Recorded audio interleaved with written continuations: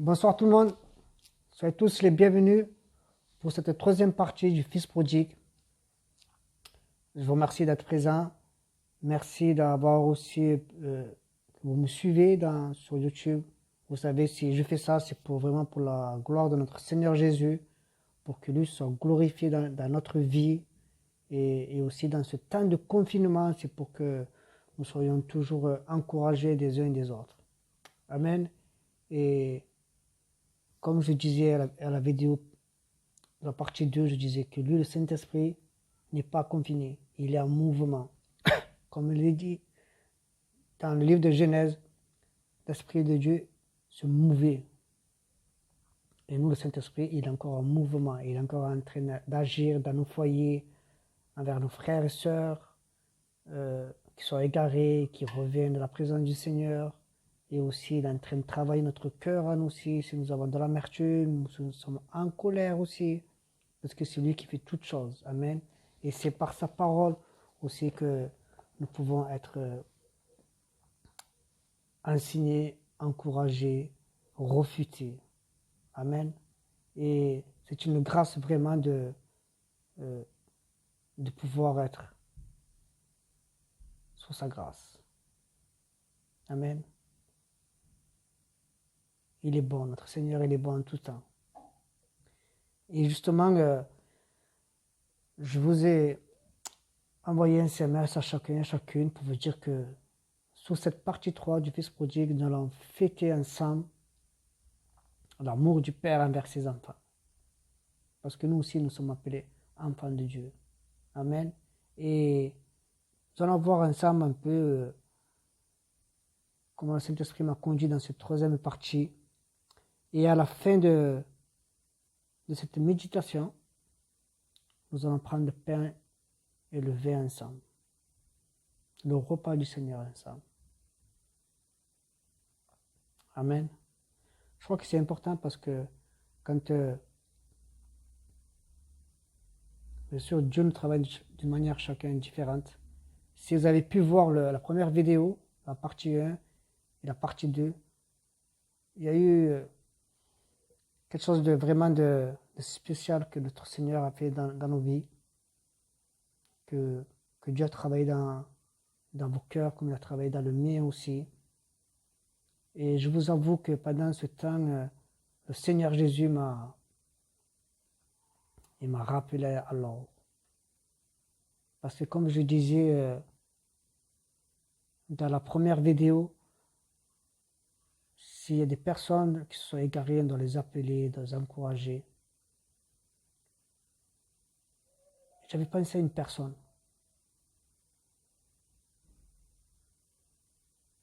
Et j'ai pas fait le geste. Je vous avoue que j'ai dit non, peut-être pas, je pense pas, tu vois. J'ai dit non. Je suis allé encore, j'ai d'autres personnes, mais cette personne, je ne l'ai pas fait. Mais c'était la pensée de Dieu, c'était lui qui m'avait mis son nom. Cette personne est en train de regarder la vidéo, il sait que c'est lui. Et 2 jours après, cette personne, c'est lui qui m'appelle. C'est lui qui me dit, je vais revenir à la maison. Est-ce que la porte est ouverte? Je dis, mais bien sûr elle est ouverte. Bien sûr qu'elle est ouverte. Qui va te juger? Vous imaginez un peu? Comment tellement que Dieu est bon. Quand Dieu nous met des pensées, il faut vraiment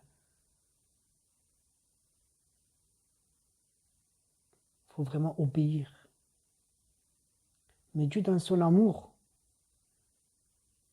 qu'il a envers ses enfants, il n'a pas voulu rester ainsi, que moi j'ai reçu cette personne et que j'ai pas agi. Lui-même, il a fait son travail. Lui-même, il allait visiter cette personne m'a appelé. Et en ce moment même, elle nous regarde et Dieu est en train de faire des choses, des changements dans son cœur. Amen. Comme quoi, Dieu est Dieu. Nous, des fois, nous pouvons avoir des faiblesses, Des fois, nous, on ne fait pas peut-être sa volonté ou quoi, mais lui, il intervient. Donc, quand nous sommes seulement des instruments de sa part. Lui, il est grand. Et son regard, comme il est écrit dans le livre des Proverbes, il est porté sur les bons et sur les méchants. Amen. Je voudrais, voilà, je vous partage ça en premier, parce que, oui, j'ai mis en action ce que j'ai dit, mais la première personne que j'ai reçue, je n'ai pas fait. Et j'ai dit à mon épouse, le Seigneur m'a mis une claque. Est-ce que j'ai accepté? J'ai accepté cette claque. Seigneur, pardonne-moi. Bien sûr, cette personne aussi, j'ai appelé et je lui ai demandé pardon. Mais en premier, j'ai dû recevoir cette claque de sa part. Notre Seigneur Jésus qui m'a corrigé. Tu es bon. Amen. Alléluia. On continue. Dans Luc 15, je vais faire un survol de ce chapitre. De Luc 15, de verset 11 au verset 32. Alors ici, on peut voir que le mot que je vais qu'on fasse un focus ensemble sur le mot enfant, sur le mot fils, et aussi sur la manière comment les serviteurs obéissent, ils obéissent au Père. Tout de suite, quand le fils, le plus jeune fils, il revient à la maison, son père, il court dans ses bras et dit à ses serviteurs tout de suite, changez-lui la robe, mettez-lui les sandales, mettez-lui l'anneau, allez tuer le veau gras. Voici que mon fils il était mort, il est venu à la vie. Maintenant, nous allons fêter cela. Que Dieu l'a gardé. Amen. Et ensuite, le fils cadet, il vient, il entend cette fête et il dit encore au serviteur, que se passe-t-il? Et le serviteur annonce que son frère est en bonne santé et qu'ils font la fête parce que il est revenu à la maison. Et si on regarde un peu ce qu'ils font les serviteurs aussi, on peut voir que le plus jeune fils aussi, quand il était égaré, quand le Saint-Esprit l'avait convaincu de son état, il dit c'est vrai que dans la maison de mon père, les ouvriers ont dû manger en abondance. Amen. Ils sont dans la joie, ils sont dans la paix de Dieu. Mais si nous regardons tout cela, qui sont appelés enfants? Le Père à qui il appelle fils? Est-ce qu'il appelle fils à ses serviteurs? Est-ce qu'il appelle fils à ses ouvriers? Non. Il appelle fils seulement à ses enfants. Comme nous, nous sommes enfants de Dieu. Et si nous lisons dans Romains 8, versets 14 à 15, même 16, il est écrit: en effet, tous ceux qui sont conduits par l'Esprit de Dieu sont fils de Dieu. Et vous n'avez pas reçu un esprit d'esclavage pour être encore dans la crainte, mais vous avez reçu l'esprit d'adoption, pour lequel nous crions Abba Père. L'Esprit lui-même rend témoignage à notre esprit que nous sommes enfants de Dieu. Amen. Ça, c'est merveilleux. Et ça, ce sont les personnes qui ont cru en lui. Si nous lisons dans l'évangile de Jean, chapitre 1, au verset 12. Mais tous ceux qui l'ont accepté Jésus, à ceux qui croient à son nom, le nom de Jésus, il a été donné le droit de devenir enfant de Dieu. Et si je lis aussi dans Jean, mais plutôt dans 1 Jean 3, versets 1 et 2. Voici quel amour le Père nous a témoigné pour que nous soyons appelés enfants de Dieu. Et nous le sommes. Si le monde ne vous connaît pas, c'est qu'il ne l'a pas connu lui. Bien-aimés, nous sommes maintenant enfants de Dieu. Amen. Nous sommes tous appelés enfants de Dieu. Celui qui est égaré, il est appelé enfant de Dieu. Le fils cadet. Le fils aîné maintenant. Lui que son cœur était partagé. Lui qui avait encore de la colère. Qu'il ne voulait pas accepter que son frère revienne. Le père l'appela mon fils. Il faut fêter ça. Il faut fêter que ton frère est en bonne santé, qu'il est vivant, il est revenu à la vie. Il était mort, il est revenu à la vie. Il n'appelle pas pour dire tu n'es plus mon enfant. Tu ne comprends pas l'amour que j'ai pour lui. Non, il appelle mon fils. Est-ce que le père a plus de l'amour envers lui qui t'est égaré ou envers le fils cadet que son cœur était partagé? Il n'aime pas plus un que l'autre. Il aime les deux. Il veut que les deux, avec leur faiblesse qu'ils ont eue, parce que les deux ont eu un cœur partagé. Comme le fils cadet, il avait un cœur partagé. Il voulait aller au monde, il voulait découvrir le monde. Et comme le fils aîné avait un cœur partagé aussi, qui était en colère vers son petit frère, et qui avait de l'amertume. Donc les deux avaient leur cœur partagé. Le plus jeune, il est revenu, il a tout compris, il a compris. Le fils cadet, lui, il avait cette colère en lui. Mais est-ce que sa colère, il a pu la garder envers son frère? Est-ce que nous, on peut garder de la colère envers notre frère, comme je vous ai dit dans la partie 2? Comme quoi nous devons être prêts chaque jour à recevoir ceux qui nous ont blessés dans le passé, ceux qui ont fait du mal à l'Église. S'ils reviennent dans la maison de Dieu, nous devons avoir les bras ouverts. Moi, je crois que,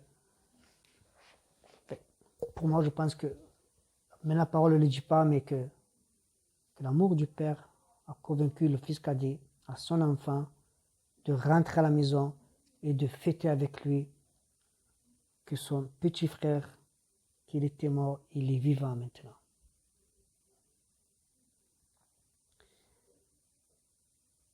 Et c'est ce privilège que nous avons, nous. Ici, le serviteur, si je vous donne une image, par exemple, qui va dire au frère cadet, oui, ton frère, on fait la fête parce que ton frère est en bonne santé. Et quand le père il dit à ses serviteurs, allez habiller mon enfant, c'est comme les messagers de Dieu, les anges. Dieu envoie des anges. Dans la Bible, il parle des anges. Les anges sont des hommes. Il envoie pour apporter le message de la part du Père. Et eux ne sont pas appelés enfants de Dieu. Ce sont des anges. Nous sommes appelés enfants de Dieu. Nous avons ce privilège d'être assis à côté du Père. La parole le dit. Eux, ils sont là dans le service, ils sont à côté, ils sont là pour louer Dieu. Et nous sommes appelés enfants de Dieu. Et ça, c'est un privilège que nous avons. C'est une grâce que nous avons que notre nom soit inscrit au livre de vie. Amen. Et c'est pour cela que ce privilège d'être enfant de Dieu,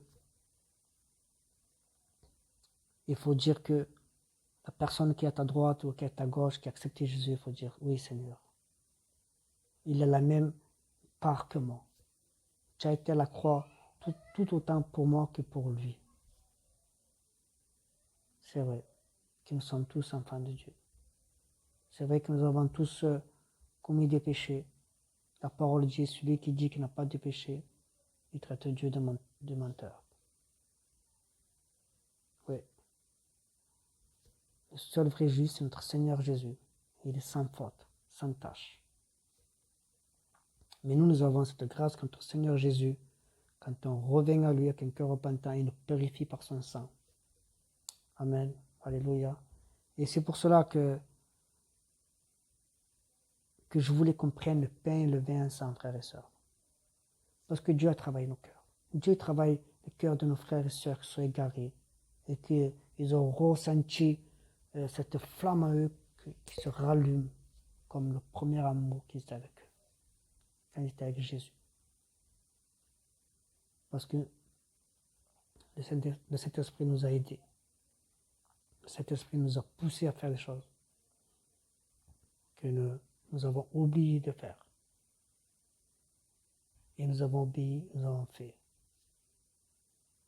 Et aussi envers ces personnes que peut-être que nous étions en colère. Comme son frère aîné était en colère avec son petit frère. Peut-être là aussi le Seigneur est en train de faire des choses dans nos cœurs. Peut-être il est en train de nous faire comprendre que oui, c'est parce qu'il faut pardonner. Parce que si nous, on ne pardonne pas dans le sommet de la montagne, si nous ne pardonnons pas, il ne pardonnera pas non plus. Amen. Et c'est pour ça qu'il faut vraiment être pleinement dans le voie de notre Seigneur Jésus, doit être pleinement dans sa volonté, dans son image, dans toutes les saisons. Même si des fois nous sommes difficiles, mais il ne faut pas que notre amour change. Il peut y avoir plusieurs saisons, mais il ne faut pas que notre amour change. Amen. Alléluia. Et je voudrais vous dire aussi que maintenant, juste avant qu'on prenne le passage de Corinthiens, où l'apôtre Paul parle de la Sainte Seine, je voudrais qu'on puisse se rappeler où nous sommes encore aujourd'hui. Si Dieu nous interpelle sur certains points, qu'est-ce qu'on fait? Est-ce qu'on veut l'obéir ou on veut rester encore dans la colère ou on veut mettre nos mains dans les oreilles et dire Seigneur, je peux t'écouter aujourd'hui. Amen. Mais je ne crois pas que nous voulons rester ainsi, avec les mains dans les oreilles. Nous voulons être ses disciples, parce que nous sommes appelés enfants de Dieu. Amen. Alléluia. Alors, nous allons prendre 1 Corinthiens 11. C'est vraiment sur ce point que nous sommes appelés enfants de Dieu. Et c'est un privilège. Alors que d'autres refusent cette grâce. C'est par la grâce à la croix que nous avons pu être appelés enfants de Dieu.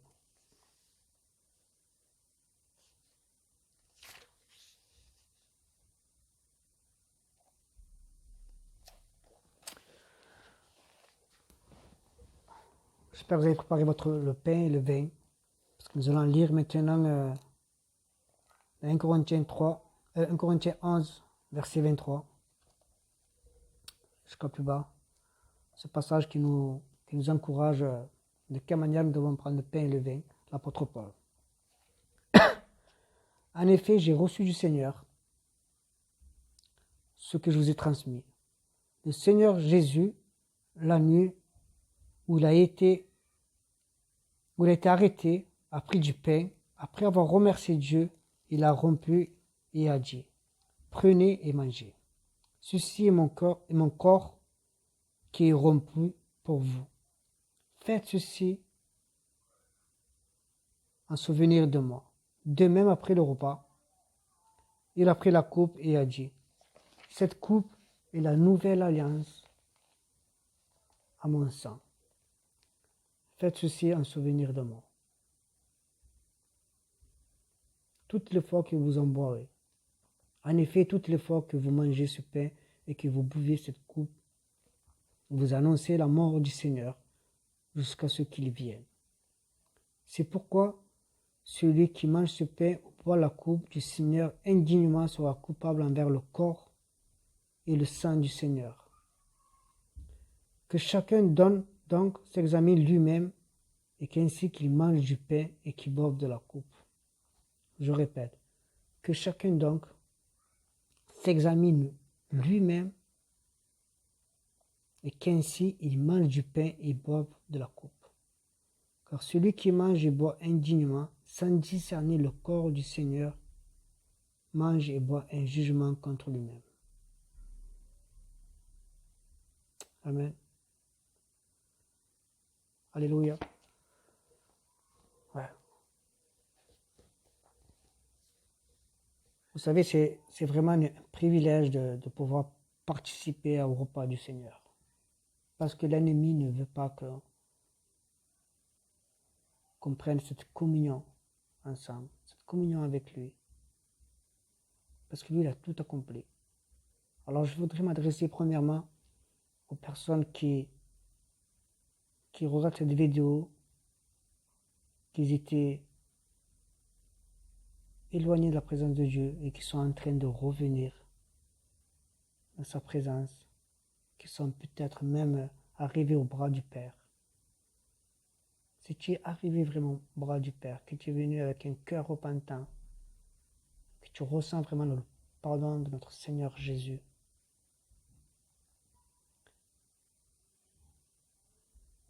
mais je t'invite à t'approcher à la table du repas du Seigneur. Et nous, pour nous, frères et sœurs, que nous sommes toujours dans la présence du Seigneur Jésus, si nous avons encore de la colère, de l'amertume envers ces personnes qui ont quitté l'Église, qui nous ont fait du mal, mais je t'encourage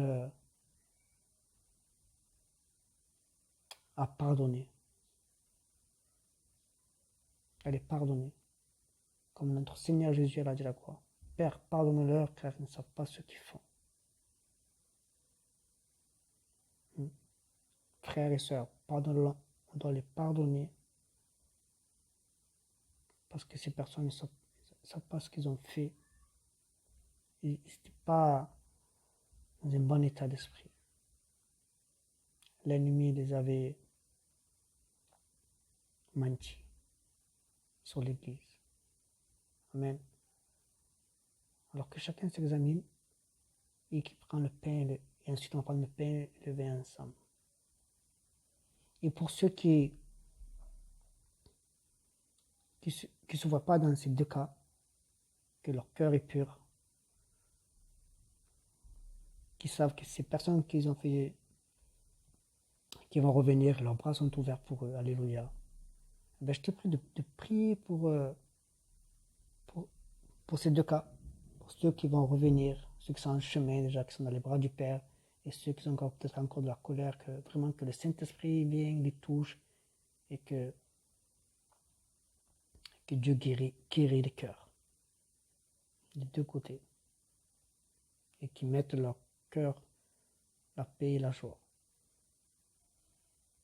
Et il va nous examiner aussi, nous, pour ceux qui ne sauvent pas dans ces deux cas. Amen. Alléluia.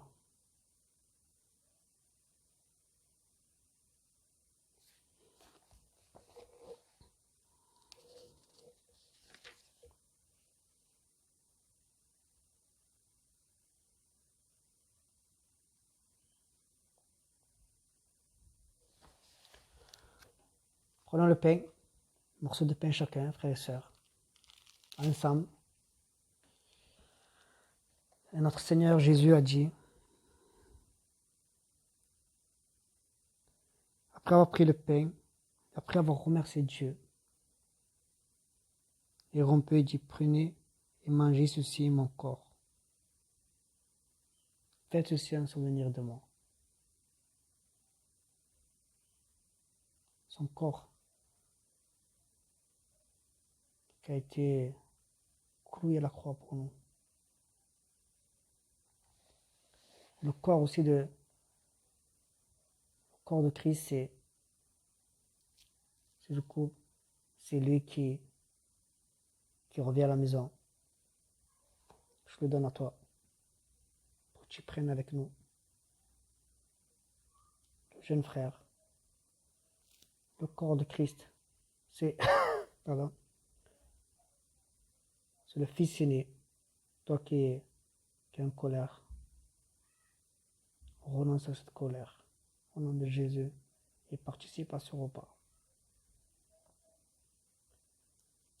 Et ceci sont pour le reste du corps. Filles et fils qui ont cru en Jésus. Amen. Alléluia. Alors prenons ensemble le pain.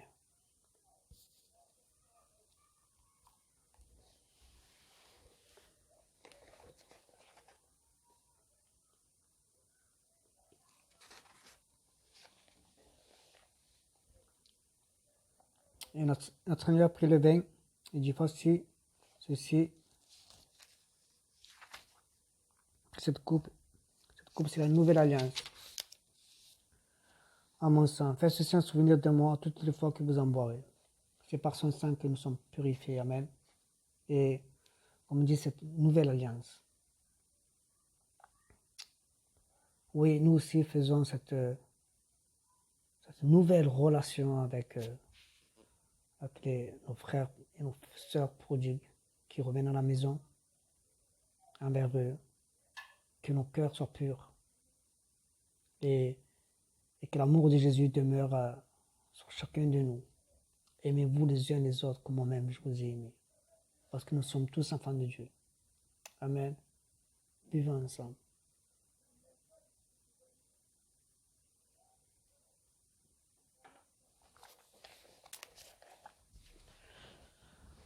Alléluia. Et je vous invite maintenant, peut-être après cette vidéo, à nous appeler les uns les autres. Dire à ton frère, à ta soeur, je t'aime de l'amour de Christ. Je t'aime de l'amour de Christ. Parce que tu es un enfant de Dieu, parce que je suis un enfant de Dieu. Nous sommes tous enfants de Dieu. Nous sommes tous le corps de Christ. Amen. Et je vous encourage à aller sur YouTube juste après et écouter la chanson où il dit je ne suis plus esclave, mais je suis enfant de Dieu. Regardez dans mon playlist, je l'ai mis en premier, nouvelle playlist, j'ai mis ce chant. J'ai mis 2 vidéos sur le même titre. Vous choisissez lequel vous voulez et louer et adorer notre Seigneur Jésus avec ce chant. On dit nous ne sommes plus esclaves, nous sommes enfants de Dieu. Amen. Et ensuite on s'appelle les uns les autres. Je vous bénis, frères et sœurs, dans le nom de notre Seigneur Jésus. Que la gloire lui revienne tout à lui, Seigneur, tout à lui. Amen. Tout ce qu'il fait, tout ce que nous faisons, c'est grâce à lui, c'est par lui et en lui. Alors je vous dis à tout à l'heure, avec les coups de téléphone, je vous fais un saint baiser. Soyez tous bénis au nom de Jésus.